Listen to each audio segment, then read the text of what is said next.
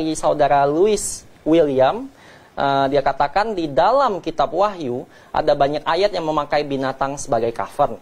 Seperti binatang yang bertanduk, binatang yang keluar dari dalam bumi, dan lain-lain. Apa arti dari binatang yang dituliskan dalam kitab Wahyu? Ini pertanyaan kedua lagi, Pak, dari beliau. Apa mau saya bacakan?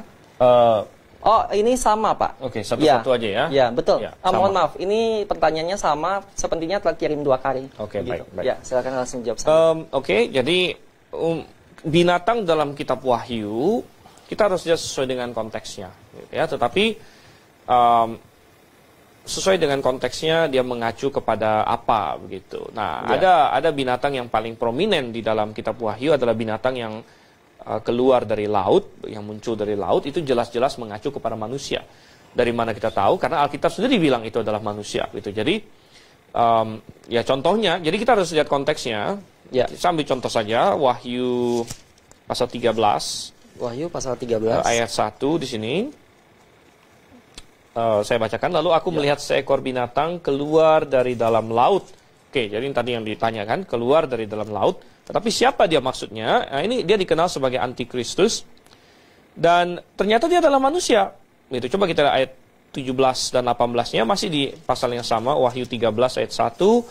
Tadi ayat 1 binatang yang keluar dari laut, lalu ayat 17 dan 18. Ya. Tidak seorang pun yang dapat membeli atau menjual selain daripada mereka yang memakai tanda itu, yaitu nama binatang itu atau bilangan namanya. Yang penting di sini ialah hikmat. Barang siapa yang bijaksana, baiklah ia menghitung bilangan binatang itu. Karena bilangan itu adalah bilangan seorang manusia. Dan bilangannya ialah 666. Jadi jelas Alkitab sendiri menyatakan bahwa dia adalah manusia. Cuman dia digambarkan sebagai binatang. Dan saya rasa cocok memang dia digambarkan binatang. Karena manusia sebenarnya diciptakan untuk bersekutu dengan Tuhan. Itu bedanya manusia dengan binatang. Ya. Binatang ada yang pintar, ada yang ganas, ada yang cakep, ada yang macam-macam lah. Tapi beda manusia dengan binatang yang paling drastis adalah manusia bisa memiliki persekutuan pribadi dengan Tuhan. Ya.